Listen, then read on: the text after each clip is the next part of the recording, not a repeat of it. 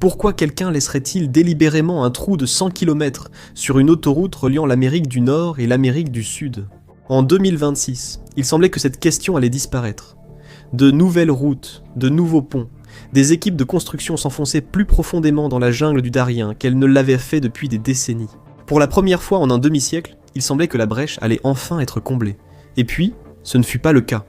Parce que le bouchon du Darien n'est pas un échec de construction, c'est l'un des chaînons manquants les plus intentionnels sur Terre. Les équipes de construction faisaient face à une tâche monumentale. Regardez sur Google Earth. La route qu'ils utilisent pour déplacer leur équipement est la route panaméricaine, la plus longue route du monde. Presque 19 000 miles d'asphalte continu reliant Prudhoe Bay en Alaska à Ushuaia en Argentine. Remarquez ce mot, presque. Les nouveaux ponts couvriront une partie de cette distance, mais ils ne s'approchent pas du tout de la frontière. Au lieu de cela, ils s'arrêtent à la lisière du parc national du Darien. Il y a une réponse évidente. Pourquoi? La brèche s'étend sur 1,4 million d'acres. C'est la taille du Delaware, mais dans la jungle. La végétation est si dense que la lumière du soleil atteint à peine le sol à certains endroits. Des centaines de rivières déchaînées la traversent, gonflées par des pluies torrentielles. Construire une route à travers cette zone signifierait lutter contre l'eau, la boue et la jungle à chaque étape. Des montagnes l'entourent, rendant l'accès à la brèche encore plus difficile. Ajoutez aussi des serpents venimeux, des araignées et des scorpions à cela. Si vous vous faites mordre par les vipères de Ferdinand, vous avez 10 minutes pour injecter l'antivenin avant de mourir. Et ce ne sont que les petites. Mais les vrais tueurs, ce sont les moustiques. Le paludisme est en forte hausse au Panama. Il y a eu 4200 cas en 2021. Ce chiffre est passé à 15 000 en 2024. Ce n'est pas une coïncidence, car tout cela ne concerne que les dangers naturels. Même après les marécages, même après la jungle, même après la maladie, les gens veulent toujours construire la route. Depuis plus de 500 ans, le Darien a puni tous ceux qui l'ont sous-estimé. Des conquistadors y ont disparu. L'Écosse s'est ruinée en essayant de le conquérir. Ce n'est pas l'endroit pour défier la nature. D'ailleurs, à quoi servirait une route? Toute construction humaine érigée dans un endroit comme celui-ci tombera rapidement en ruine, sans entretien constant. Les ingénieurs disent que la route elle-même pourrait même se dissoudre sous la pluie. Le projet n'est tout simplement pas réalisable. Ou bien l'est-il? Le gouvernement américain avait en fait des plans pour 2 projets d'ingénierie dans le bouchon du Darien, à seulement 10 ans d'intervalle. Le premier remonte à 1964 et il était créatif. À l'époque, l'Amérique possédait plus d'armes nucléaires qu'elle ne savait quoi en faire.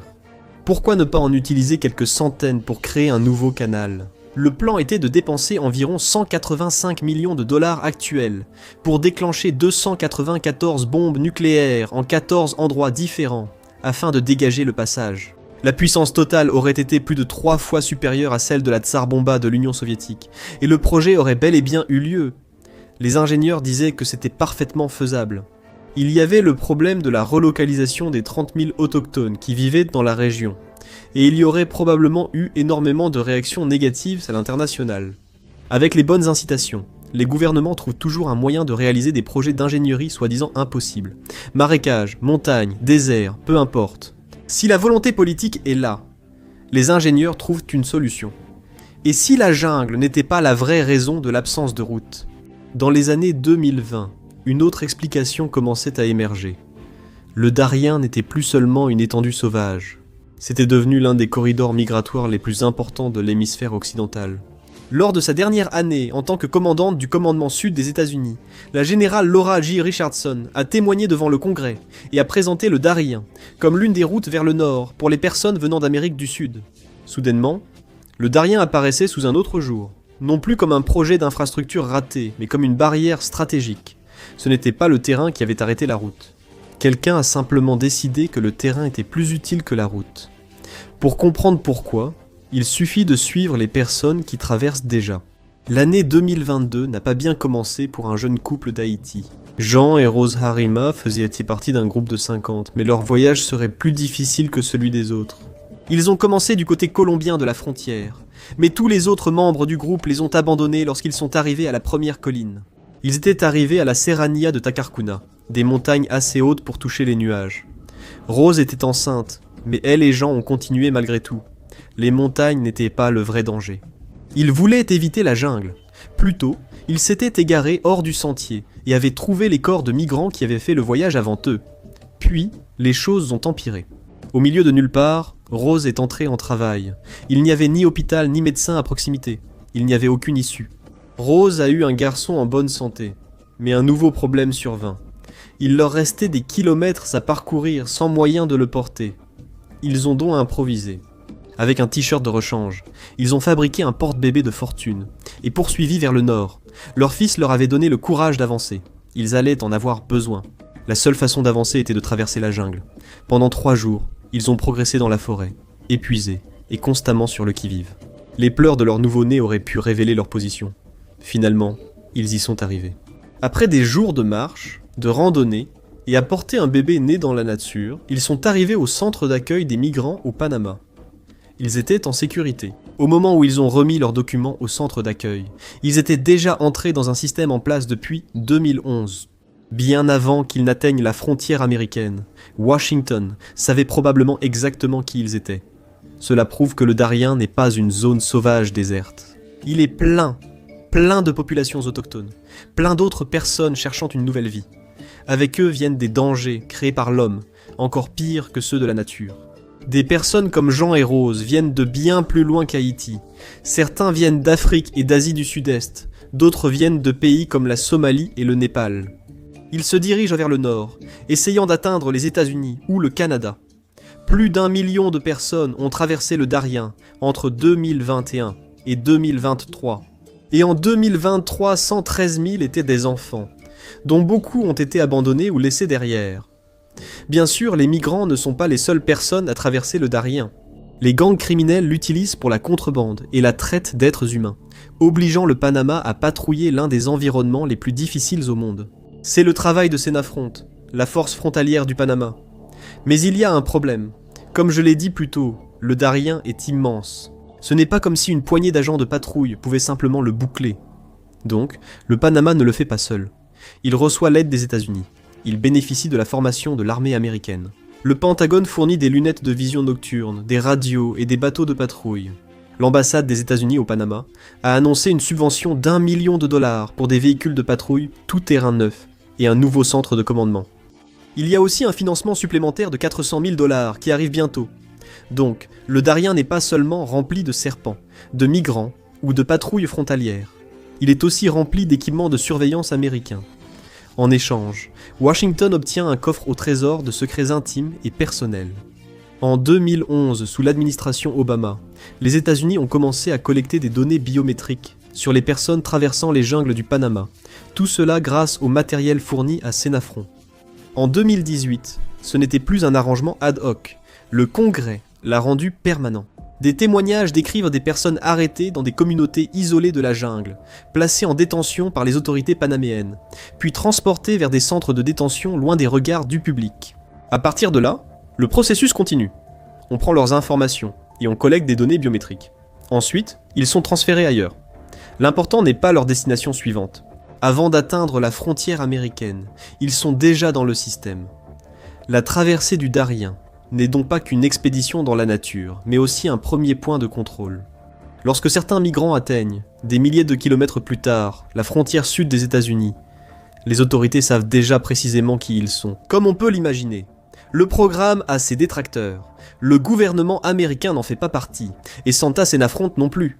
C'est pourquoi la militarisation du bouchon du Darien s'étend. L'ambassadeur au Panama, Kevin Moreno Cabrera, a qualifié les récentes subventions de Washington de moyens de faire avancer les priorités régionales et de sécuriser les frontières. L'octroi de la subvention et la déclaration n'étaient donc pas une coïncidence. La sécurité des frontières allait devenir un enjeu majeur. Puis, en mars 2026, alors que de nouveaux ponts étaient en construction dans le Darien, des dirigeants politiques de toute l'Amérique latine se sont réunis à Miami. On pourrait s'attendre à ce qu'ils parlent de commerce, d'investissement ou de croissance économique. Ce n'était pas le cas. L'accent était mis sur le crime organisé. Les participants sont repartis avec des plans pour renforcer le partage de renseignements, la coopération sécuritaire et les efforts pour stopper la migration illégale avant qu'elle n'atteigne les États-Unis. Pendant des décennies, on a supposé que la brèche persistait car personne ne pouvait y construire de route. Mais en 2026, la discussion ne portait plus sur la façon de traverser le Darien. Elle portait sur la manière de le contrôler. La jungle était devenue stratégiquement précieuse, un endroit où les migrants, les passeurs et les réseaux criminels pouvaient être suivis, surveillés et interceptés bien avant d'atteindre l'Amérique du Nord, ce qui crée une incitation étrange. Si la brèche disparaît, le dispositif sécuritaire disparaît aussi. Santa Senafron déclare désormais que son objectif est d'établir un seul corridor dans le bouchon du Darien, menant à la communauté indigène de Bajo Chiquito. Humanitaire, c'est le mot que l'agence a utilisé pour cette idée. Alors, Santa Senafron observe et attend que les gens traversent, mais quelque chose semble toujours étrange. Pourquoi le gouvernement américain, sous des administrations démocrates comme républicaines, serait-il aussi désireux de dépenser des millions de dollars pour surveiller de pauvres migrants dans la jungle et recueillir leurs données biométriques ? Parce que la jungle ne décourage pas tout le monde. Cela signifie que quelqu'un profite de cette route migratoire. Peu de gens sont prêts à traverser seuls un milieu comme le bouchon du Darien, où il ne s'agit pas seulement d'éviter les bandits cachés dans la jungle. Le 24 juillet 2024, 10 personnes se sont noyées en même temps dans l'une des rivières. Ce n'était que 10 des centaines de victimes de noyades au fil des ans. Personne ne connaît le chiffre réel. C'est un thème récurrent ici. Traverser une rivière au mauvais endroit, c'est risquer d'être emporté. Passer par la mauvaise montagne, c'est faire une chute mortelle. Sans route, les migrants ont besoin de guides connaissant le chemin. Le problème, c'est qu'aucune organisation de voyage légitime n'ouvrirait boutique dans le bouchon du Darien. Donc les seuls guides sont ceux que vous ne voudriez jamais avoir. L'arrivée massive de migrants au début des années 2020 a profité aux organisations criminelles, que le général Richardson a dénoncé nommément. Le gang train de Aragua du Venezuela et le cartel clan del Golfo de Colombie. Ce sont eux, disait-elle, qui avaient le contrôle quotidien du bouchon du Darien. Ces organisations ont construit leurs propres pistes en terre. Elles suspendent des cordes au-dessus des traversées de rivières et ont même taillé des escaliers dans les formations rocheuses. Les cartels font ensuite la publicité de ces itinéraires sur les réseaux sociaux. Ils emploient des influenceurs sur YouTube et TikTok pour montrer le bouchon du Darien comme une croisière pittoresque à travers la jungle vers le nord, menant à une vie meilleure. Avant de poursuivre notre voyage du jour sur la carte, je voudrais remercier le sponsor du jour, Mintos, une plateforme d'investissement où vous pouvez commencer à investir avec seulement 50 €. Avant d'aller plus loin, clarifions 2 idées reçues sur l'investissement. Mythe numéro 1. Les actions sont le seul moyen de faire croître régulièrement votre épargne. Eh bien, les actions sont volatiles. L'indice américain S&P 500 subit de fortes baisses chaque année, et en 2025, il a chuté de près de 19% avant de se redresser. Cela peut être stressant, et amener de nombreux investisseurs à faire des erreurs coûteuses et émotionnelles. Mythe numéro 2. Les actifs à revenus fixes sont complexes et non destinés aux investisseurs ordinaires. En réalité, investir dans le revenu fixe est plus simple que vous ne le pensez. Le marché européen des investissements alternatifs de détail a presque doublé en seulement 5 ans. C'est là que Mintos entre en jeu. Mintos est une plateforme facile à utiliser qui vous permet d'investir dans des prêts, des obligations et de l'immobilier en seulement quelques clics. L'objectif est simple. Gagner un revenu régulier sans dépendre des hauts et des bas du marché boursier et diversifier votre risque. Les prêts sur Mintos ont offert un rendement net annuel, moyen de 8,8% depuis 2015, ce qui est supérieur à un compte d'épargne. Mintos a été fondé en 2014 et compte plus de 700 000 investisseurs à travers l'Europe, gérant plus de 800 millions d'euros d'actifs pour les investisseurs. Commencez à investir avec seulement 50 € et optez pour une gestion entièrement automatisée, ou prenez le contrôle total. Pour recevoir un bonus de bienvenue exclusif, scannez le code QR ou cliquez sur le lien dans la description. Commencez à investir dès aujourd'hui avec Mintos et faites fructifier votre argent. Ils ne font pas cela. Ils publient des annonces comme une agence de voyage légitime, en insistant sur le fait que la sécurité est leur priorité absolue. En dessous, ils annoncent que le forfait voyage comprend les repas, des billets de bateau officiels et des guides locaux expérimentés. Mais ils préviennent aussi que les places sont limitées, donc si vous voulez venir, il faut agir maintenant. C'est une opération plutôt bien rodée. Les migrants réservent ensuite leur voyage sur WhatsApp, se rendent du côté colombien du bouchon du Darien et se heurtent à la réalité brutale. Le voyage prend généralement entre 7 et 15 jours, selon l'itinéraire. Les criminels facturaient 125 $ par migrant pour l'itinéraire lent, et entre 400 et 1000 $ par personne pour les itinéraires plus rapides. Les cartels proposent des chevaux pour l'itinéraire à 1000 $, mais peu de migrants peuvent se le permettre. Ils viennent surtout de Chine ou d'autres pays plus riches. Pouvoir simplement payer l'itinéraire le moins cher est déjà une vraie chance. Si les migrants ne peuvent pas payer les frais, le cartel les force à devenir des mules qui transportent de la cocaïne à la place. International Crisis Group a constaté que les frais de passage génèrent des millions de dollars par semaine, et cela n'inclut pas l'extorsion, ni l'argent que les criminels obtiennent des concessions. Il y a des points de vente le long de la route, où des vendeurs proposent eau et Gatorade. Certains proposent de porter des enfants sur leur dos pour 100 $, et facturent 50 $ de l'heure pour le Wi-Fi, simplement parce qu'ils le peuvent. Sans cela, les migrants ne peuvent contacter leur famille, ni réunir l'argent nécessaire pour continuer leur voyage. Tout ce dont les migrants ont besoin en route est ici. Nourriture, médicaments, sacs plastiques pour protéger passeports et documents. Tout cela a un prix exorbitant. Mais tout cela ne représente encore qu'une source de revenus secondaires. Les drogues sont les plus importantes. Chaque bateau de migrants est ainsi escorté par des bateaux transportant de la drogue. Si les patrouilles nautiques de Santa Sinafron s'approchent pour les intercepter, les cartels jettent colotte les migrants par-dessus bord, dans le courant tourbillonnant, obligeant ainsi les agents à tenter de les secourir. Ainsi, la drogue circule tout de même. Mais d'autres crimes sont aussi commis ici. Les femmes, naturellement, y sont encore plus mal loties que les hommes. Aussi difficile que fut son épreuve, Rose Arima s'est avérée être l'une des femmes chanceuses du Darien, car elle n'a pas été agressée. Comme on peut s'y attendre, la violence sexuelle est courante ici. En décembre, 2023 Médecins sans frontières a signalé 214 cas d'agression sexuelle pour le mois dans le Darien. C'était 7 fois plus élevé que les taux de l'année précédente. Bien sûr, le taux réel est bien plus élevé que cela. Personne ne sait quel est le chiffre réel, car la plupart des cas ne sont jamais signalés, surtout en ce moment. Le gouvernement panaméen a mis fin aux activités de Médecins sans frontières dans le Darien en mars 2024. Ce fut la première d'une série de nouvelles répressions dans la jungle. Les États-Unis ont officiellement déclaré le Tren de Aragua comme organisation terroriste étrangère en février 2025. Le cartel Clan del Golfo a été déclaré comme tel en décembre suivant. Cette classification a beaucoup d'importance. Cela signifie que l'armée américaine peut légalement frapper ces groupes où qu'ils se trouvent. Techniquement, cela signifie que vous pourriez voir des forces spéciales d'élite opérer contre des guerrilleros dans la jungle d'Amérique centrale. La fermeture du bouchon du Darien et l'achèvement de la route Panaméricaine ne seraient-elles pas plus efficaces contre ces soi-disant groupes terroristes? Les frappes de drones ne suffisent pas. D'autres prendraient leur place plus vite que les rivières ne coulent dans la jungle. Mais une route goudronnée et un billet de bus à 20 $. Cela ruine le modèle économique du cartel du jour au lendemain. Les États-Unis affirment vouloir stopper le trafic de drogue et d'êtres humains à travers le bouchon du Darien. Mais en finançant l'absence d'infrastructures, Washington garantit que la zone reste une zone de non-droit et que les cartels puissent continuer à gagner de l'argent.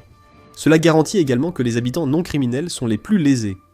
Une fois de plus, le bouchon du Darien est rempli non seulement de criminels, mais aussi d'habitants locaux. Ce sont souvent des peuples autochtones comme les Ambera, les Guaymi et les Kuna. Ils sont là depuis des centaines d'années. Leur mode de vie a survécu à de nombreuses tentatives de colonisation. Ils ont survécu parce que le Darien est resté isolé. Mais l'isolement a un prix. Imaginez devoir aller à l'hôpital alors qu'il se trouve à des heures de pirogue, ou un enfant qui doit traverser la jungle en bateau pour aller à l'école. Imaginez qu'en cas d'urgence, il est impossible d'appeler à l'aide, parce qu'il n'y a même pas d'antenne relais à proximité. Pour de nombreuses communautés du Darien, c'est la vie quotidienne. Se déplacer, c'est naviguer sur des rivières, traverser des sentiers boueux et une forêt dense. Un trajet de quelques minutes ailleurs peut prendre presque toute la journée. Ce sont les véritables personnes invisibles. Les migrants qui essaient de traverser le bouchon du Darien bénéficient d'une couverture médiatique mondiale. Peu de gens parlent des habitants locaux qui souffrent du paludisme apporté par l'augmentation de la migration, ou qui peinent à gagner leur vie aux portes de la jungle. Aucune de ces conséquences n'est involontaire. Elles sont connues. Ce sont des effets secondaires documentés d'une politique délibérée qui remonte à des décennies et qui continue de s'étendre. La route vue comme un problème de sécurité par les gouvernements peut être vitale pour ceux qui vivent dans le Darien. Les États-Unis et le Panama font désormais plus que partager du matériel ou des données biométriques. En juillet 2024, les deux pays ont lancé un nouveau programme de coopération sur la migration. Les États-Unis aideraient désormais le Panama à expulser les étrangers présents au Panama sans statut migratoire légal. Le Panama sélectionnerait les personnes reconnues en infraction avec ses lois sur l'immigration. L'oncle Sam paierait ensuite les vols de déportation. Puis, en février 2025, le programme s'est étendu. Le Panama accepterait désormais des migrants de pays tiers venant des États-Unis pour les rapatrier dans leur pays d'origine. Le premier vol de ce type est en fait arrivé la veille. Il est venu des États-Unis vers le Panama, transportant 119 personnes originaires de pays comme la Chine, l'Inde, l'Iran et même l'Ouzbékistan. Le secrétaire d'État Marco Rubio a déclaré que la volonté du Panama d'accepter ces vols montre qu'il a envoyé un message clair pour freiner le flux de migration illégale et massive, qui est destructrice et déstabilisante. Depuis, le gouvernement américain a dépensé plus de 14 millions de dollars pour des vols de rapatriement, couvrant billets d'avion, interprètes et accompagnateurs. Mais les vols ne sont pas le seul moyen de transport que les États-Unis financent au Panama. Les États-Unis ne financent pas directement les nouveaux ponts dans le bouchon du Darien, mais ils apportent un soutien indirect au Panama, grâce au matériel utilisé pour les travaux de construction. Au total, Washington a envoyé près de 73 millions de dollars d'aide au Panama en 2024. Près de 13 millions provenaient du département d'État sous l'étiquette vague de conseil et d'assistance. Encore 7,9 millions étaient destinés à l'équipement, au terrain et aux structures. Les ponts entrent dans cette catégorie. C'est pourquoi ce n'est pas vraiment de l'infrastructure, ce ne sont pas des routes. Ils ne sont pas là pour aider les habitants ou les migrants. Ils servent à améliorer la sécurité aux frontières. Les ponts permettent au Sénafront et à d'autres organisations d'amener leurs véhicules tout-terrain et matériel de surveillance dans le parc national du Darien. Les vedettes d'interception du service national aérien et naval surveillant toutes les voies d'accès. De là, ils interceptent les migrants et les embarquent sur un vol de retour chez eux. Le montant total dépensé pour combler le bouchon du Darien approche les 100 millions de dollars en une seule année. La conclusion semble inévitable. Le gouvernement américain paie pour que le bouchon du Darien perdure, pas pour qu'il soit comblé. Cela peut sembler étrange, mais il y a une logique stratégique derrière cela. Pendant des décennies, les stratèges américains pensaient que contrôler des points de passage clés valait plus que de contrôler le territoire. Contrôler la circulation des personnes, des marchandises et de l'information donne un levier sur tous ceux qui doivent y passer. Cette pensée a influencé la stratégie américaine partout, des grandes voies maritimes aux détroits les plus étroits. Le bouchon du Darien agit aussi comme un point d'étranglement, mais seulement pour les personnes. D'une côte à l'autre, il mesure environ 100 km de large. Et l'absence de route ne signifie pas seulement que les migrants sont filtrés à travers la jungle.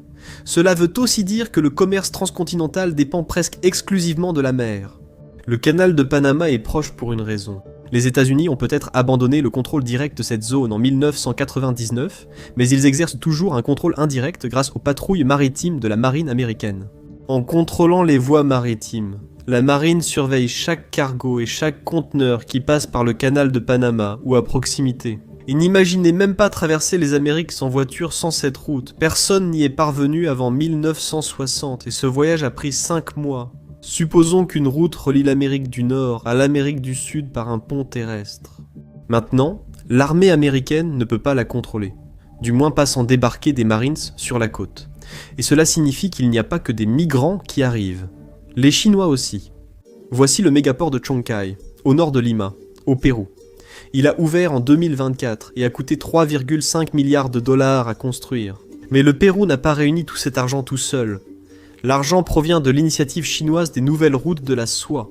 Le port qui a mis fin à la domination américaine sur le commerce sud-américain est exploité par une compagnie maritime chinoise d'État qui détient une participation majoritaire de 60%. Costco l'a construit, Costco le gère. Et la marine américaine n'a aucun moyen légal de surveiller ce qui y transite. Avant l'ouverture de Chiang Chong-kai, l'Amérique du Sud ne disposait d'aucun port capable d'accueillir des navires transportant entre 18 000 et 24 000 tonnes de conteneurs. Les seuls ports assez profonds pour accueillir des navires de cette taille se trouvaient au Mexique ou sur la côte pacifique des États-Unis. Maintenant, tout cela a changé. En avril 2025, la Chine a annoncé la première grande ligne maritime, reliant directement le port de Guangzhou à Chiang Chong-kai. Plus besoin de détours par les ports nord-américains. Les États-Unis avaient perdu leur statut d'intermédiaire dans le commerce entre l'Asie et l'Amérique du Sud. Pour l'instant, Chongqing n'est encore qu'un port qui dessert l'Asie. Il a réduit le temps de transport maritime entre l'Asie et l'Amérique du Sud de 45 à 23 jours. Mais l'ambition de la Chine est encore plus grande que cela.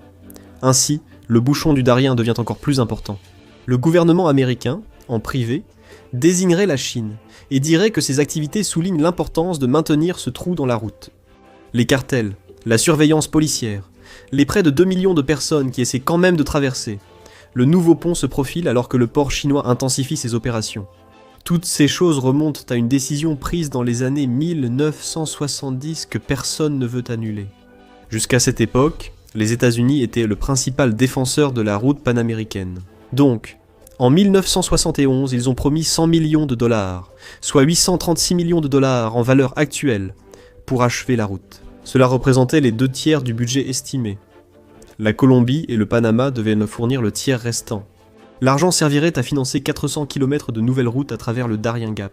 Selon le président Nixon, l'autoroute deviendrait une artère palpitante de commerce, de voyage et de compréhension. Si tout se passait bien, la route serait achevée dans 10 ans. Mais Nixon voulait accélérer le calendrier pour qu'il coïncide avec le bicentenaire des États-Unis. Il pensait aussi que la section du Darien de l'autoroute porterait son nom. C'était le deuxième projet du gouvernement américain pour aménager le Darien Gap au XXe siècle. Alors les équipes de construction sont arrivées, cette fois sans les bombes nucléaires. L'équipement était en place. Cela n'a pas été terminé pour le bicentenaire. Nixon a démissionné en août 1974. La route ne faisait pas partie de ses priorités finales. Mais à l'été 1977, les 3 pays avaient dépensé 59 millions de dollars pour le projet. Cet argent n'a pas été bien dépensé. En fait, il n'a rien donné. Le Sierra Club s'est vu attribuer le mérite d'avoir bloqué le projet routier, mais la véritable raison était plus étrange. Le département de l'agriculture des États-Unis avait aussi un argument. Il ne se souciait pas vraiment de la jungle ou des peuples autochtones, mais il se préoccupait de la propagation de la fièvre afteuse chez le bétail. Le Darien formait une barrière naturelle pour l'arrêter. En 1914, une épidémie dans les abattoirs de Chicago s'est propagée à 3500 troupeaux à travers le pays et a coûté l'équivalent de 150 millions de dollars actuels pour être éradiquée. Cela n'a fait que devenir plus coûteux. En 2022, une équipe d'économistes agricoles a estimé que le coût annuel se situait entre 6,5 et 21 milliards de dollars dans les régions où la fièvre afteuse est courante. Mais cela ne représente que le coût endémique, le niveau de perte constant à l'échelle mondiale. Lorsque la fièvre afteuse devient une épidémie, surtout dans un pays où elle n'existait pas auparavant, le coût peut atteindre 10 milliards de dollars rien que dans ce pays. C'est ce que nous avons vu lors de l'épidémie au Royaume-Uni en 2001. Tous les travaux sur le projet se sont brutalement arrêtés 3 ans plus tôt. Cela a lancé une tradition qui se poursuit jusqu'à aujourd'hui. Alors que les équipes d'ingénieurs se rassemblaient dans la jungle, des équipes d'écologistes se réunissaient pour la protéger. À l'époque, le bouchon du Darien était presque entièrement recouvert de forêt tropicale. Un groupe environnemental, le Sierra Club, a poursuivi le gouvernement en 1974, affirmant qu'il n'avait pas fourni la déclaration d'impact environnemental requise concernant la route. Le tribunal de district des États-Unis pour le district de Columbia a estimé que c'était le cas et a temporairement arrêté toute nouvelle construction. Mais le gouvernement n'était pas encore prêt à abandonner. Comme la plupart des litiges, ce fut long et semé de rebondissements. Au début, il semblait que le gouvernement allait gagner. Puis, un allié inattendu est apparu pour sauver la situation. Il s'est avéré que tout le monde au sein du gouvernement n'était pas ravi à l'idée d'achever la route panaméricaine. Le ministère de l'Agriculture des États-Unis a exigé que la route soit bloquée. Point final. Ainsi, l'injonction initiale du Sierra Club est restée en place pour une raison complètement différente de celle pour laquelle elle avait été déposée. Le moment s'est avéré favorable aux écologistes, car en 1977, le Panama est entré dans une période de bouleversement politique sous le gouvernement militaire nationaliste d'Omar Torrijos. Au même moment, les négociations sur le canal de Panama ont commencé à dominer l'attention de Washington. Soudainement, le bouchon du Darien n'était plus une priorité. Aujourd'hui, la fièvre afteuse n'est plus vraiment un problème au sud du bouchon du Darien. Elle n'apparaît que sporadiquement au Venezuela. Le reste de l'Amérique du Sud était maintenant considéré comme exempt de cette maladie grâce à la vaccination. Ainsi, le risque d'une épidémie à travers le bouchon du Darien est devenu hautement improbable. C'est pourquoi, en 1992, le département de l'agriculture des États-Unis s'est désolidarisé du Sierra Club. L'absence de fièvre afteuse signifiait qu'il n'y avait plus de fondement juridique pour l'injonction. Si le gouvernement américain faisait appel, l'injonction serait presque certainement annulée. On a donc reparlé de construire la route. Le transport à travers le bouchon du Darien s'est ouvert au milieu des années 1990, mais pas par la route. Cela s'est fait grâce au ferry Cruzeiro Express. Cela est resté ouvert pendant quelques années. Puis cela a fermé parce que cela coûtait trop cher à exploiter. Encore une fois, il fallait un bateau ou un avion pour contourner le bouchon du Darien. Et la route panaméricaine reste, essentiellement, une route vers nulle part. La politique de Washington a également changé pendant cette période. Le champion de la route panaméricaine en est maintenant devenu l'antagoniste. Après l'injonction, les États-Unis ont commencé à voir le bouchon du Darien comme une opportunité plutôt qu'un obstacle. La jungle s'est révélée plus utile. Une autoroute pavée nécessite une surveillance policière. Une jungle sans loi se surveille elle-même, et personne ne prête vraiment attention à une jungle isolée. Ainsi, le bouchon du Darien est devenu un petit filtre bien pratique pour le contrôle de la région par la marine américaine, difficile à attribuer et politiquement invisible. Les frais de passage des migrants du canal de Golfo, les millions de personnes qui ont traversé au début de cette décennie, le financement américain pour les patrouilles de Santa Cruz, tout cela existe à cause d'une seule injonction obsolète vieille de 50 ans qui a lancé ce logique de facilité. En 1979, la Colombie a agrandi le parc Los Catilos, initialement lié au premier projet de planification routière. Officiellement, il s'agissait d'une barrière contre la fièvre afteuse, mais cela a surtout entraîné plus de restrictions juridiques et environnementales dans la zone. En 1994, l'UNESCO a déclaré Los Catios site du patrimoine mondial. Soudain, ce n'était plus simplement une jungle isolée. Il était protégé à l'échelle mondiale. Le Darien est aujourd'hui l'une des régions les plus riches en biodiversité de la planète, abritant des jaguars, des singes et des milliers d'espèces d'insectes et d'amphibiens que l'on ne trouve nulle part ailleurs, ce qui signifie que toute tentative d'y tracer une route se heurte à bien plus qu'à un simple terrain. Elle se heurte au droit international, à la protection de l'environnement et à des priorités de conservation qui se chevauchent. Chaque nouvelle désignation ajoute un obstacle supplémentaire. Chaque obstacle ajoute un nouveau retard. C'est pourquoi le gouvernement américain peut affirmer sans sourciller qu'il n'est pas tellement pressé de répéter l'expérience des années 1970, surtout lorsqu'il y a encore une préoccupation locale. Malgré la vie locale difficile et les opportunités que la route pourrait apporter, les peuples autochtones du Darien affirment qu'ils ne sont pas tellement pressés de la voir achevée. Ils pensent que la construction pourrait perturber leur mode de vie et apporter d'autres dangers. Il y a déjà eu des problèmes de déforestation illégale et d'extraction d'or, ce qui a entraîné une pollution au mercure dans les rivières locales. Construire la route ne ferait qu'aggraver la situation. Mais cela ne semble-t-il pas toujours étrange ? Le gouvernement américain n'a pas vraiment l'habitude de soutenir les écologistes et les défenseurs des droits des peuples autochtones. Mais il y a une raison à cela.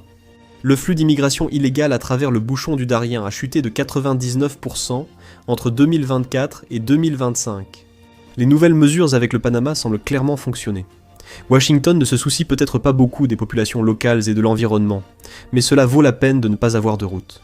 Et cette baisse est arrivée au bon moment, car ces nouveaux ponts au Panama ne sont pas les seules constructions qui empiètent sur le bouchon du Darien en 2026. Oh joui. L'initiative chinoise des nouvelles routes de la soie ne vise pas que les ports. Des ingénieurs travaillent déjà en Amérique du Sud. La Colombie a brillé par son absence à la Réunion en Floride, ce qui n'est pas un hasard. Elle s'aligne plutôt sur la Chine. En 2025, elle a adhéré à l'initiative chinoise des nouvelles routes de la soie. De nouvelles routes commencent à être construites, et elles approchent de l'extrémité sud du bouchon du Darien, là où s'arrête la route panaméricaine. Voici l'autoroute de la mer 2, qui relie le bouchon du Darien à Medellín.